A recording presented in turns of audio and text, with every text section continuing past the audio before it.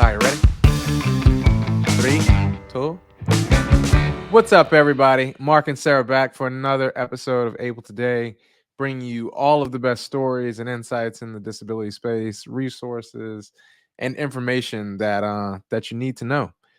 Today's conversation, though, is going to be really, really impactful. First, though, I want to talk to everyone just a little bit about leadership, my path to leadership. Everybody has a different road, and I think every experience kind of lends itself to um, building a person.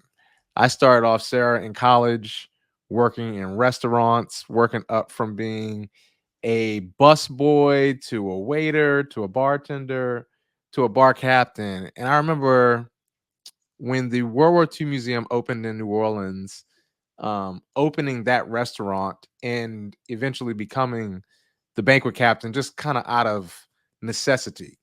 And one day, I my boss, my manager, came around and we were talking just about the experience, and I was like, being in charge is hard.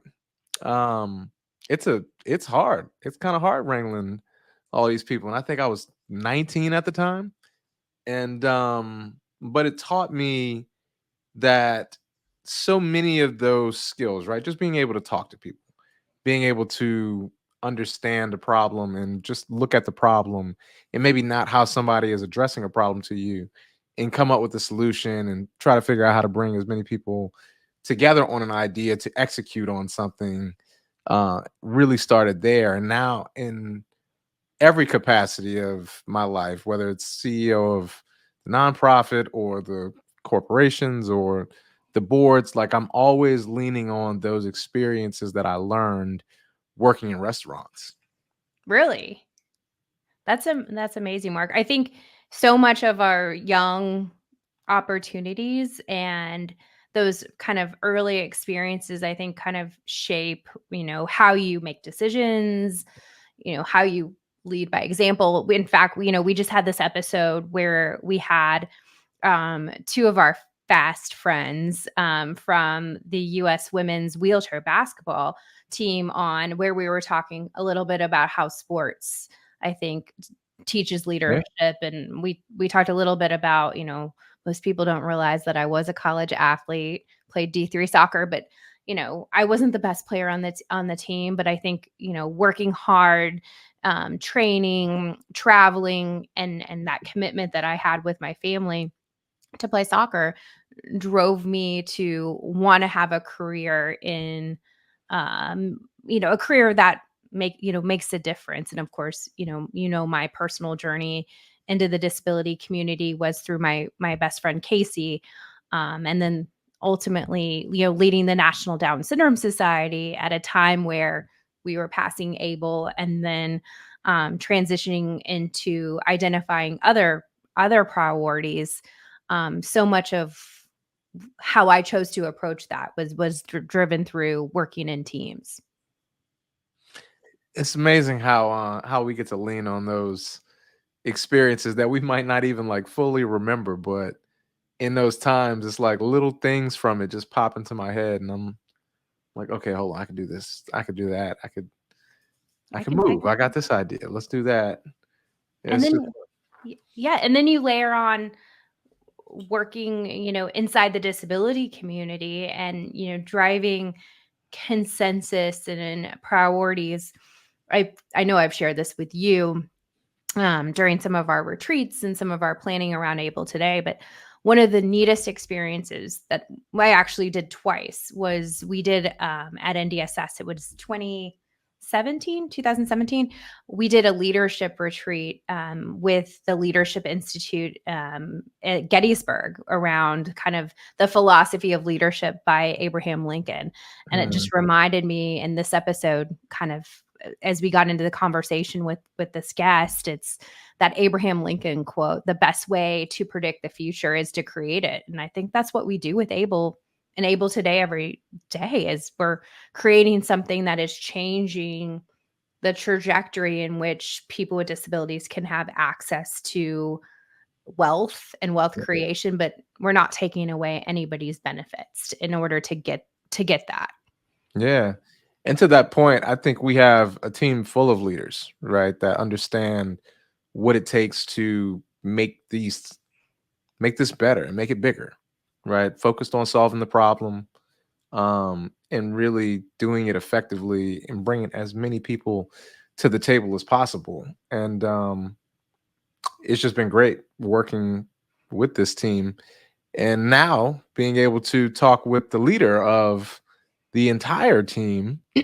Really excited about today's guest. You want to tell everybody who we got? Yes, it's exciting that we have Shaun Snyder, who is the CEO of the National Association of State Treasurers, who leads the organization in which Able Today sits. And, in my experience of knowing Shaun for the last 7, 8 years since he took over, and as leading NAST, has been the type of leader who always gets to yes, right, Mark? When Yeah. we approached Shaun and the NAST leadership team about this idea in which we needed Enable Today to do more outreach and to offer, free, accessible resources on Able accounts to the entire disability community as well as other stakeholders. He really found a way to get to yes. So we're really excited to have Shaun on this show. Welcome to the show, Shaun. Well, thanks for having me, Sarah and Mark. It's great to be here. Yeah, Shaun, it's finally we finally got you out of the office and onto the podcast. I'm excited about it. I've been watching the podcast and keep thinking, when do I get to do one? So thanks for having me. Very, very excited. So, Shaun, you do so much work that's really so integral to the small role that that Sarah and I play in promoting Able and the expansion of Able. Why don't you just tell us a little bit about how NAST has really taken such a strategic approach to raising awareness about Able? Well, thanks, Mark. Yeah, ABLE is a really exciting program, and it was interesting. It was one of the first programs that I was introduced to when I started at NAST back in 2017. I went with a coalition to Capitol Hill to talk about expanding ABLE, and it was still a very early time for ABLE, as you know. And so we're talking about, well, how do we help get the word out about the program? How do we expand it legislatively? And it actually brought back a lot of memories of my former career working in the human services field in the DC government. I worked in the health department and at the DC Council, which is the legislature, for the health committee. And so what I'm really proud of is the work that we, and I use that word deliberately, we as a team, have done just in the last few years of helping to expand awareness at ABLE, set up the ABLE Today program, which you both are kind enough to help support. To get the word out in the states and around the country. I know a lot of states have limited budgets to help market ABLE.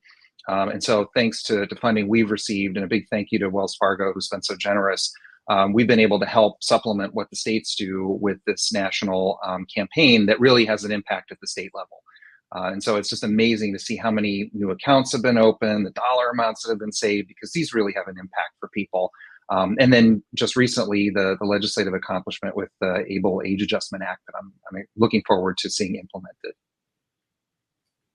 That is a wild career ride, Shaun. I feel like our paths have crossed like this throughout the last 20 or so years. So NAST, let's break down NAST a little bit for our viewers, because I was just saying this on an ABLE call earlier this morning.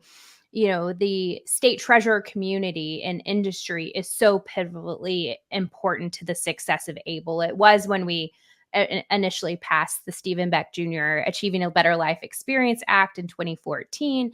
And then, of course, dovetailing that into the push across the country to enact state ABLE laws and then stand up those programs. There's just so much work to be done, and the state treasury community is at the forefront of the success of this program. So talk to our viewers and our audience a little bit about the power and responsibility of NAST in the success of ABLE. And then maybe, this is a two-part question, Mark. We always do this to our interviewees here, is how did that change for the better when we launched ABLE Today about 2 years ago?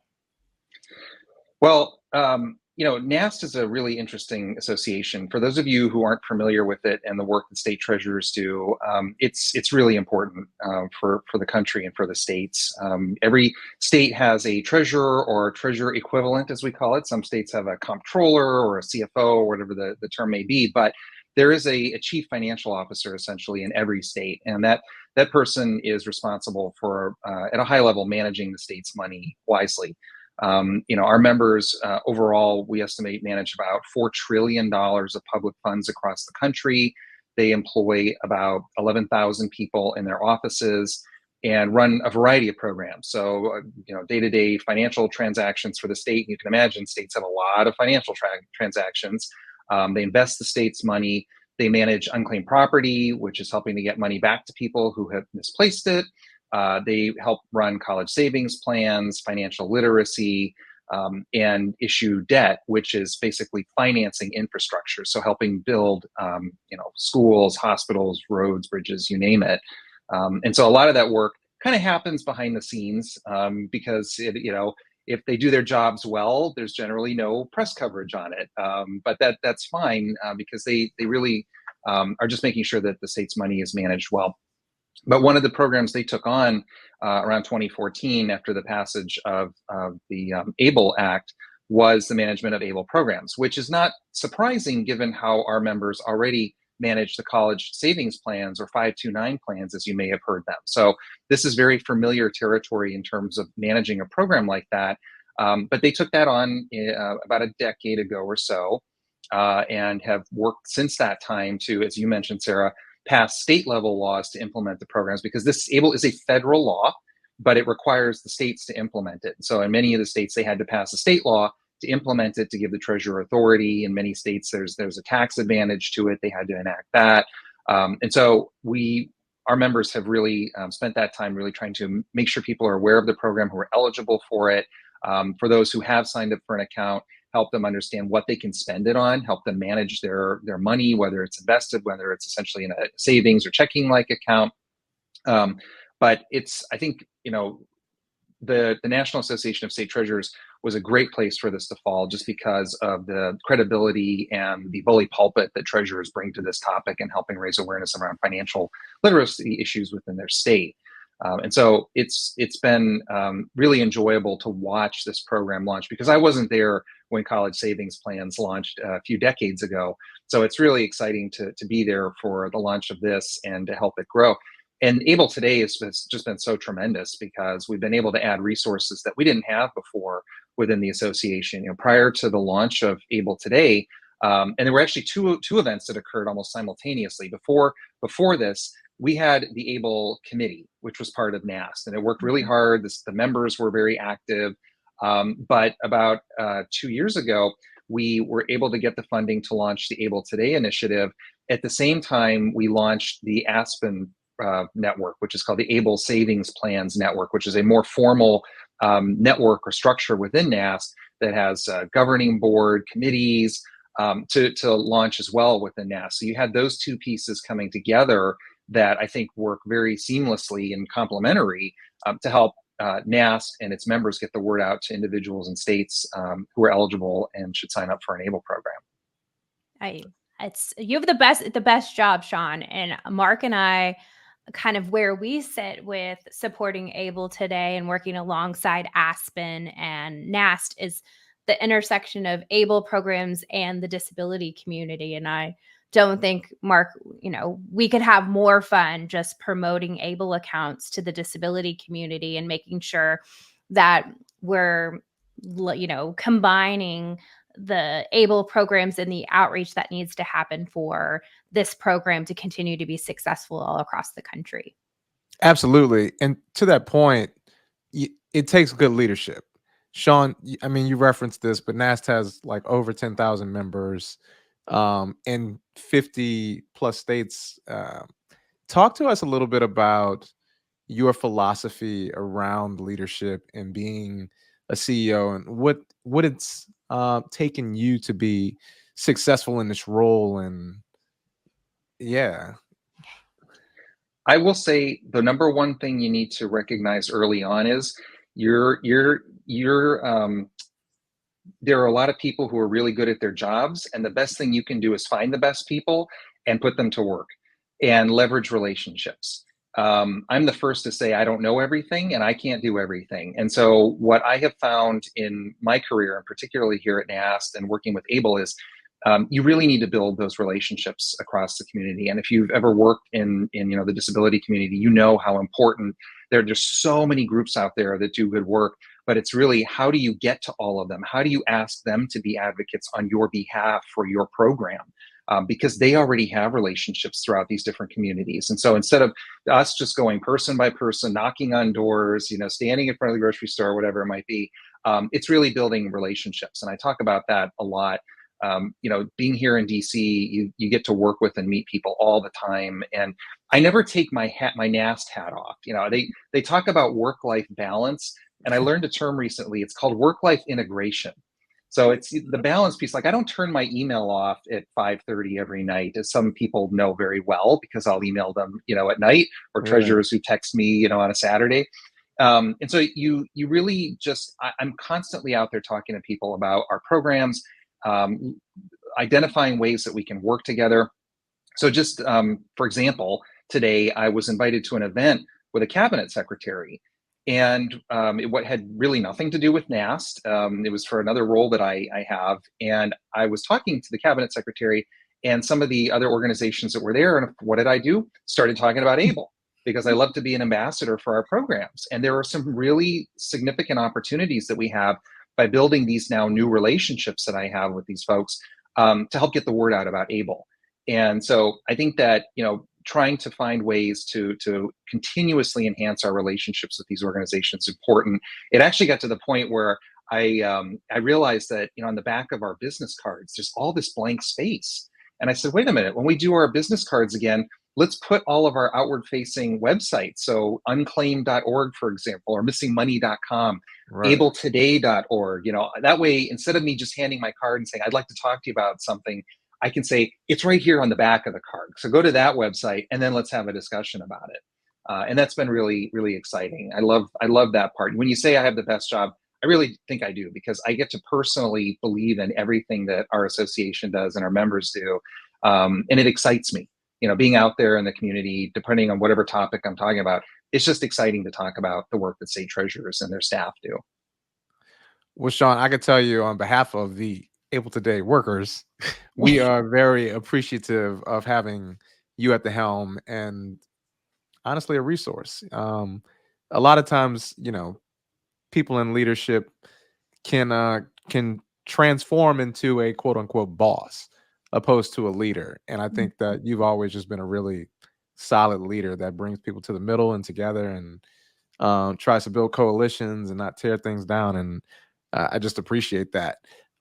You referenced this though a lot, and I love the way that you put work-life integration, as we all wear so many hats. One of the hats that you wear, though, is now the 53rd president of the DC Bar Association, and in that role, I'm learning that you've been able to leverage that relationship into another relationship for ABLE. Can you talk to us about that? Yes. So I give a lot of credit to my predecessor in this role as bar president, Charles Lowry. He's really amazing. And the term I borrow from him is connecting the dots. That's what he spent a lot of his year as president doing, was making sure that people were kind of working with each other and all that. But yes, to your question, Mark, I on July 1st became the president of the DC Bar. It is the largest, what they call mandatory bar in the country. We have 119,000 members. There's a lot of lawyers in DC, so it shouldn't be too surprising that there's a lot of members of the DC Bar. But I was at, and I'm really just honored to be in this role. I mean, I look, there's a wall outside the boardroom at the bar building of all the past presidents, and I still am just blown away that I've had the honor of being elected into this role, because I look at some of the folks who've been on there. There are buildings named after some of these people in DC, courthouses and other buildings. I don't know when they're going to name a building after me, but probably long after I'm gone. Sarah, add that to our list. Well, the Shaun ABLE building. We'll figure out a way to work ABLE into I'll it. take it. But it's really interesting. but to the point about work life integration, I was volunteering at a pro bono clinic, free legal advice, which I do from time to time. And there was somebody who came up, and a parent, and her child was disabled. That was not the reason she was there. There was some other legal issue that she was there about. And I was sitting there looking and thinking, there's an opportunity here, because she was talking about public benefits and all, and I could see there was an issue. And I just said, "Are you familiar with an ABLE account?" And she had no idea what I was talking about. And so I talked to her about ABLE accounts. I gave her the website, said, "Take a look at this." And as I was sitting there, I thought, boy, there are so many attorneys across this country and in DC who work at pro bono clinics, who give advice. And then I thought how many attorneys there are in the United States. And I thought, I bet you many of them do not know about ABLE programs. In fact, a couple years ago, when we did a presentation for some of the other bar groups in the DC area, the voluntary bars, Eric Achmanik and I were doing the presentation on ABLE, and several of the lawyers who were on the call were very experienced, had been around a long time, were texting me saying, "Why have I never heard of this program?" And I said, "Okay, I think I have an idea here. DC, given that it's as large as it is, we actually have reciprocity with most of the states that have continuing legal education requirements. So those lawyers in those states are constantly looking for ways to take courses that will help meet the needs they need for their annual licensure." And I said, well, okay, that's important. We have a lot of important information about this program that we'd like to get to lawyers, many of whom have clients with disabilities, or clients who have family members with disabilities, or lawyers who have disabilities. The idea is, how do we get ABLE in front of them? And we said, well, one way to do it would be to create a continuing legal education unit, working with the DC Bar, which has a recording studio and staff that put on these CLE units. And we brought the subject matter experts from our state ABLE programs into DC to record it. We created this unit. We just launched it recently. And if you are, it's free, which is what we were really proud of. We didn't want to charge for it, because it's making money is not the idea here. It's to get the information out. If you are a lawyer anywhere in the country, you can take this course for free. And if you need it to get CLE units for your renewal of your law license, you can also do that for free. And it should qualify within your state, given the relationship that the DC Bar has. So I'm really excited to see how this rolls out across the country, and the different groups that we've worked with. There are a lot of bar organizations, both at a national level, at state levels, that work with all sorts of communities. And so if we can get just the ball rolling on getting the word out about ABLE to these different groups, this will start to have a tremendous impact, I believe, because there are a lot of lawyers who work on issues related to either directly or indirectly benefits cases that we have found just don't know about ABLE, as I'm sure both of you have encountered and know. So this is a way of really tackling that and getting the facts out there and helping people save, because as we know, when you're told that your public benefits could be at risk if you have assets greater than $2,000, and you don't know that this wonderful program about ABLE is out there that can help you address that and save beyond the $2,000, that's something we need to correct. And I'm hoping that this ABLE CLE unit can help do that. Incredible. Sarah, I got to say, just as a fellow CEO and leader of other organizations, having an idea and being creative and then translating into execution of the idea and fulfillment, and then watching everything on the back end play out, is always just like the best feeling. It's a dream come true. And I often say, and Shaun, you might get a kick out of this, but I think in the disability space, all roads lead back to ABLE, because it's been probably, as we said this repeatedly, the most significant disability civil rights law since the Americans with Disabilities Act, which we're getting ready to celebrate the 80th anniversary here in the next couple of weeks.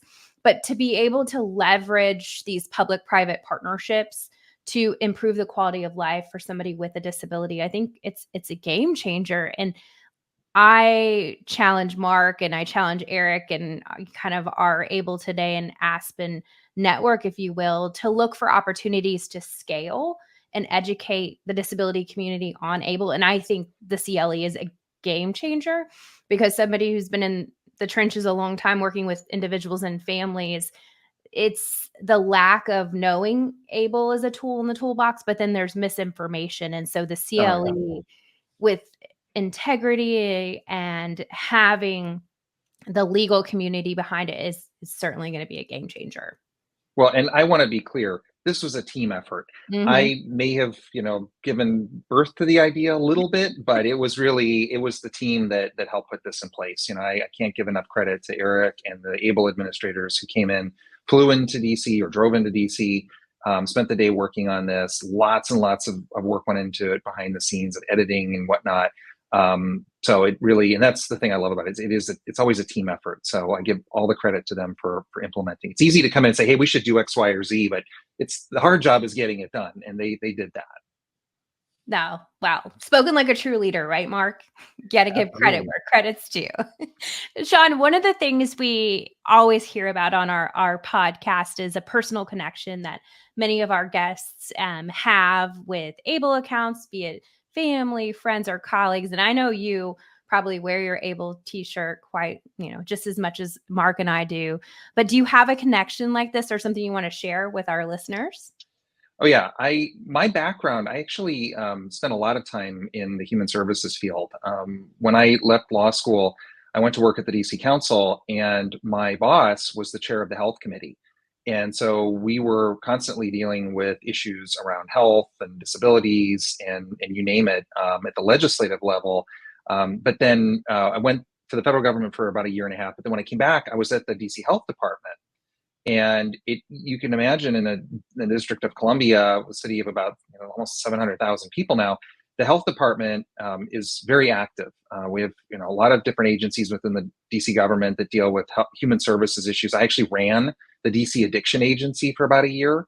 Not something I quite expected to do out of law school, but you're in these roles and you get asked to do things and you say yes.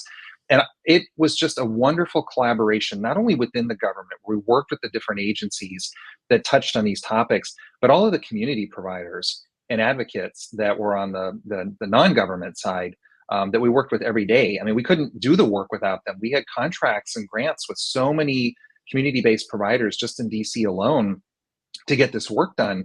And after I left the government, I went to work at the American Psychiatric Association. So continuing in the health field, I have, my dad was a podiatrist, my stepdad is a surgeon, my mom is a nurse, I have a stepbrother who's a doctor. So I've been very involved in this, I'll say, area for a long time.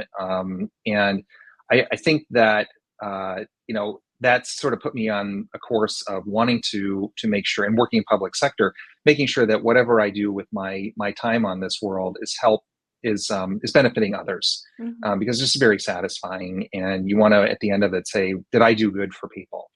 And I think that that's been a driver for me during my career, and so I think that I do have connections with people who are connected to ABLE. In fact, when we moved into our neighborhood, I was talking to one of my neighbors, and explaining what state treasurers do can sometimes, people don't necessarily understand that, right? They think they're the tax collectors, and in most cases they're not.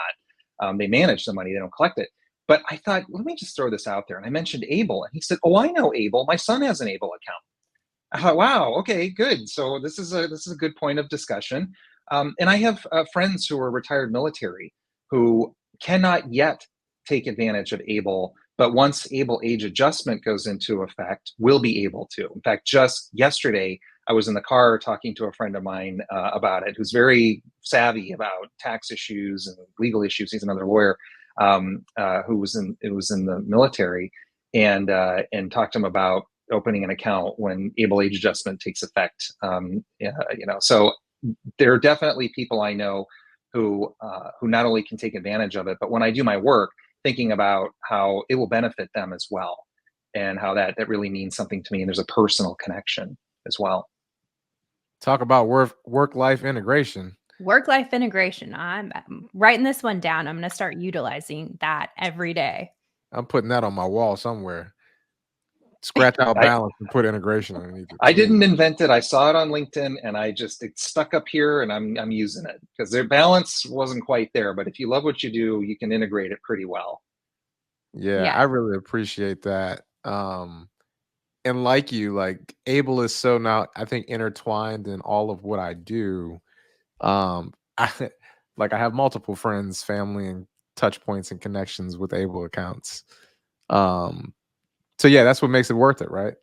Like, Well, and that's how you know it's working.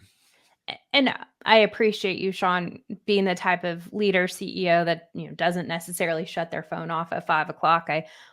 Mark and I, Eric, we're cut from the same cloth, but for the disability community, as you know, sometimes the best time to do presentations for self advocates and families are the evenings, and so I know we constantly do evening presentations. I think I'm signed up to do one tomorrow night.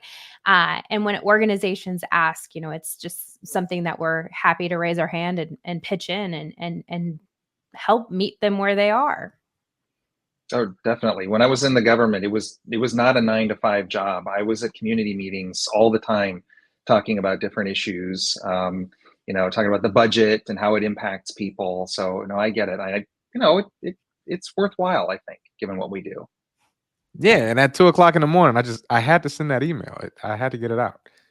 But I learned you can set up your Outlook so that it won't actually send it until other people are, working or in the office. So my staff have taught me you don't necessarily need to send it at 5:30. Hit the little thing that says send this at 9 o'clock. It's like, okay, I'll compromise a little on that. Well, you're gonna have to teach me how to do that, please. Same. That's when the best ideas come. 2, 3, 4 Right. a.m. Yeah. After that quick 4-hour nap, 10 to 2, I'm recharged. I'm ready to go. But Shaun, this has been great. We really enjoyed learning about NAST, learning about how ABLE Today came into existence, and just all the great work that really goes on behind the scenes, and just spending time with you as a leader. It's amazing. But the last question that we always ask all of our guests: what is the best thing about ABLE to you? It's what I talked about before. I try to put myself in the position of individuals who are living with a disability, and of course, it's difficult to do. But on the particular point of thinking about what it would be like if I had to every day look at my bank account and make sure that that threshold of $2,000 was not crossed. There's this thing called inflation. And so when I worked at the legislature, whenever we put dollar amounts in the law, I always used to advocate for having an inflationary increase automatically, because if you don't do that every day effectively, the dollar amount goes down, right? And so you think about when the $2,000 limit was established, Yeah. what that was worth back then. I'm sure it was even low back then, but what it's like now, and the fact that ABLE allows people to no longer live in fear that they will lose their benefits if they go above that dollar amount. And most people don't know that. When I talk to people about that limit, and they look at me like, surely what? That can't be. How could that be? And I say, it is. And there's this ABLE program that can help people address that. And so I think that for me is just such a key piece of this. And probably the most impactful, just allowing people to be more independent and self-reliant, not living in fear every day of breaking that limit. And so I'm really thankful that when the law was passed, that was a component of how this really works. It's kind of the key component. Love that. It's amazing. Well, Shaun, thank you so much for joining us for this episode. And certainly, Mark and I've seen this up close and afar. We know how hard you worked, and congratulations on the official 53rd president of the DC Bar Association. And we're certainly grateful for your leadership and all you do to support ABLE Today, and the work that we're doing to meet people with disabilities where they are. Well, thank you for having me on, and thank you for everything you do. I get the newsletter. We talk every week about this topic and what's going on, and it's just amazing to see the work that ABLE Today has been able to do to get the word out about the program. And so I just, let's keep it up and keep growing our networks and leveraging our connections and help get the word out more every day. Cheers to that. Well, Shaun, again, thank you so much for coming on. It's been an amazing conversation. Sarah, as always, my favorite hostess of the year. And to everybody listening, thanks for catching this episode of ABLE Today. Cheers.